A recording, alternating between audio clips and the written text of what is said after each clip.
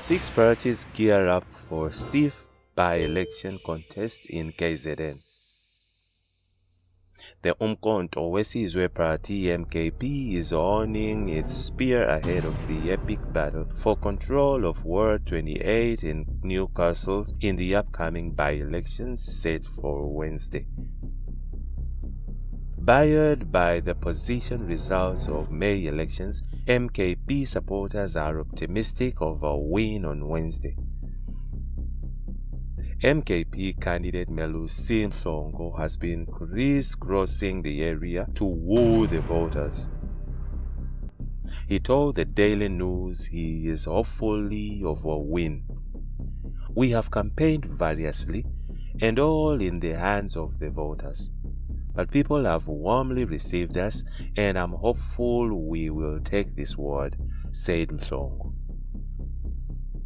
Six candidates have thrown their hats in the ring for the contest of the ward that was previously governed by the prominent Team Sugar South Africa TSSA party, the EFF breakaway led by MKP's Musa Shukela, Thwala. The ward became vacant after TSSA's 4 councillors ganged up against Thwala and expelled him from the party over internal party divisions. He was subsequently ousted as deputy mayor of Newcastle after 4 of his party TSSA councillors betrayed him and voted with the party's coalition partner, the IFP, to remove him. The council led by the IFP moved swiftly to declare the vacancy, leading to the by-elections on Wednesday.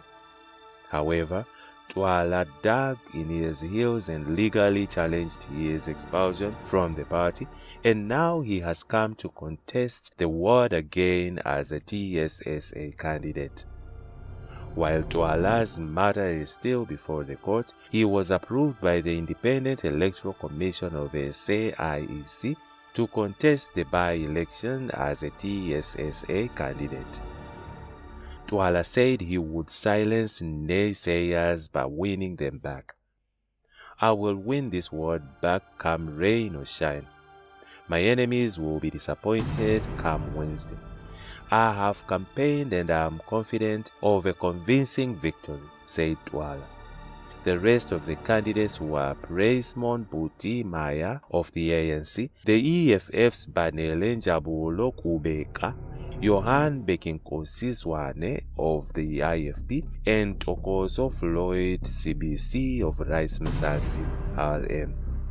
The IFP has relied on the backing of TSSA since the 2021 local government elections to govern the Hang municipality after dislodging the struggling ANC from the seat of power.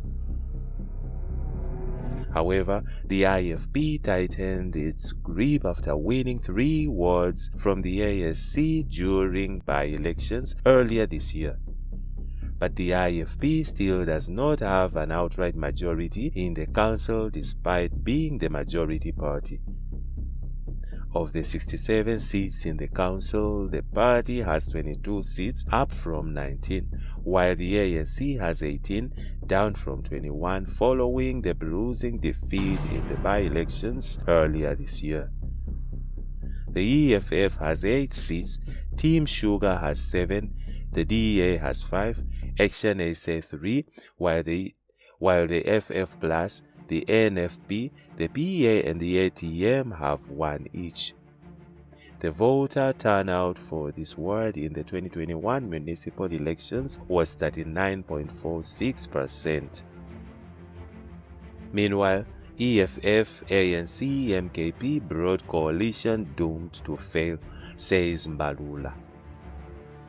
Amid the cabinet lekgotla in Pretoria, shortly after President Cyril Ramaphosa delegated his national executive members, ANC Secretary General Fikile Mbalula ridiculed a broad coalition of the EFF, ANC and uMkhonto weSizwe party MKP. Mbalula was commenting during the ANC podcast on Sunday, saying a collective government of the ANC, MKP and EFF as a second option in Gauteng was doomed to fail. The ANC-DA negotiations on forming a government of provincial unity had collapsed. The ANC has initially negotiated with the EFF, said Mbalula. The EFF, MKP and ANC coalition has not worked in the creation of this government. I don't see it working going into the future because there are parties we know and have experienced with, in particular the EFF.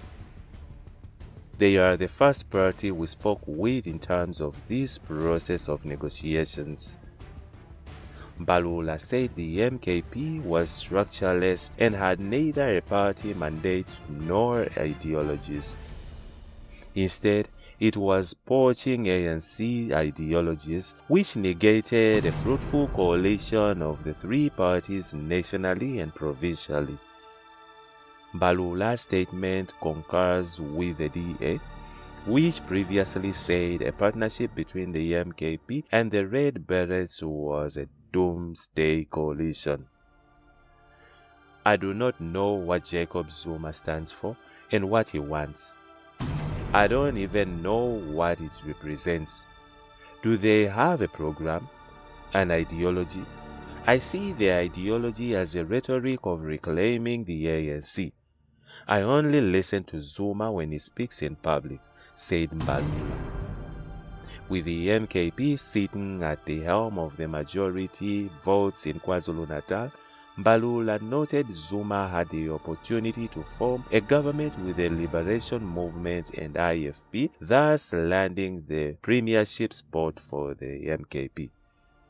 However, the MKP had run to form relations with the EFF and IFP, but the IFP had jumped ship, opting to work with the ANC and DA instead. As the Kingsmaker, the National Freedom Party NFP had voted with ANC, DA and IFP, narrowly outvoting the MKP. The IFP's Tamin Ntuli was given the position of KZN Premier. I don't know what Zuma wants to do with what he has achieved in KZN. I see him only deploying questionable people who are in the parliament. We have met with these people. They did not come to parliament. They did not form part of the first sitting. Have you heard any coherent thing they had said about taking South Africa forward? I haven't heard anything except them blaming us, the ANC.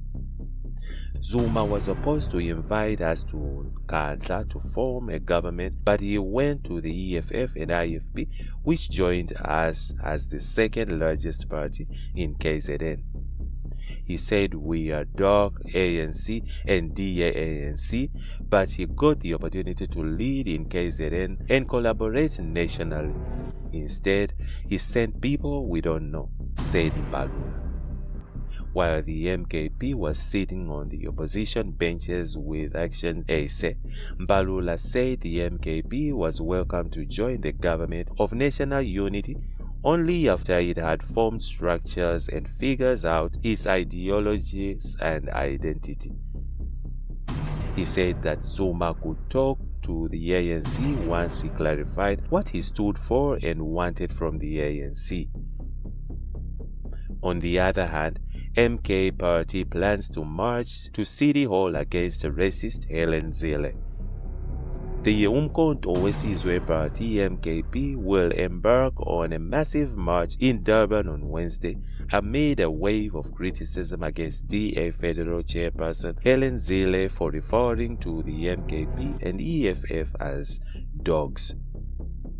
Zille opened the floodgates of criticism against herself following her figurative comments earlier this month when she said the government of National Unity GNU would not allow KZN to be thrown to the dogs.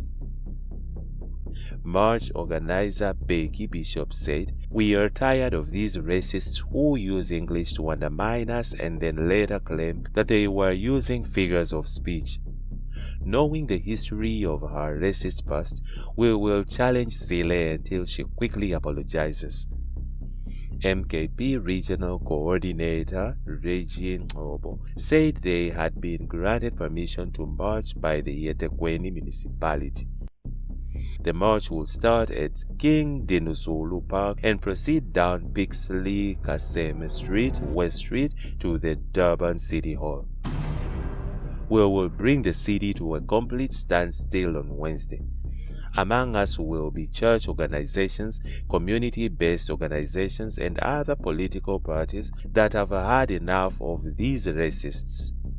We won't allow Zille to call us dogs.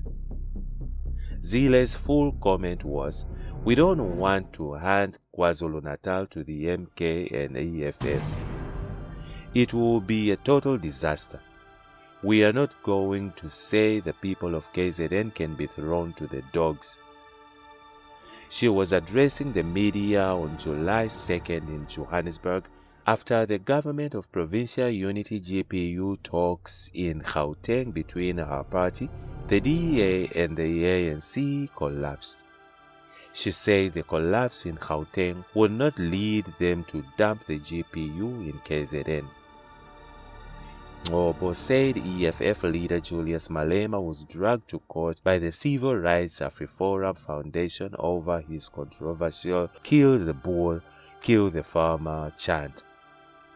Malema was persecuted for and founded for singing a revolutionary song, "Kill the Bull."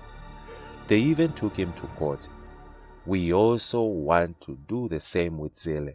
We are tired of being treated as subhumans by the white people, he said. The Supreme Court of Appeal, SCA, upheld the Equality Court's ruling in May that the "Kill the Boer, Kill the Farmers" chant was not hate speech. MKP organizer in eThekwini, Bongani Cele, said they were considering legal action against Zille.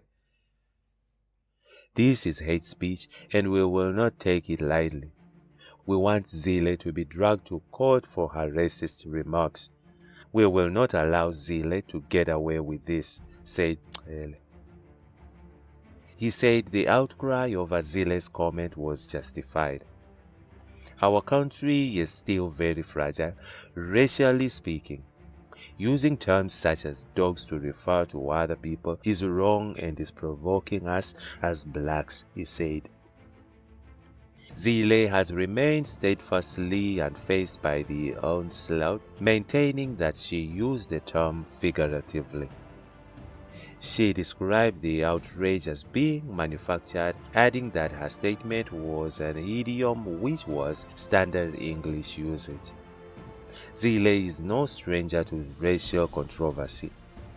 In 2012, the DEA found itself dousing a raging racial flame after she referred to Eastern Cape pupils who moved from the Western Cape for better education as refugees. Zille comments came as the party had just been engulfed in a racial incident involving its MP Ronaldo Gauss, whose racist YouTube video was thrust into the public spotlight last month. In the video, Gauss could be heard saying, "Alright, so there's a couple of things I wanna say. Kill the effing Kafirs, kill all the Kafirs, kill all the effing niggers. That's all I gotta effing say. Kill all the Kafirs, kill all the effing niggers." In his defense, the 41-year-old Eastern Cape DA member said he was young and immature, and some videos dated back to 2010. His party summarily suspended him pending a disciplinary hearing by the party's Federal Legal Commission. The SA Human Rights Commission was also gunning for him. And that's it from Injibs Network. Stay tuned to our celebrity and gossip news.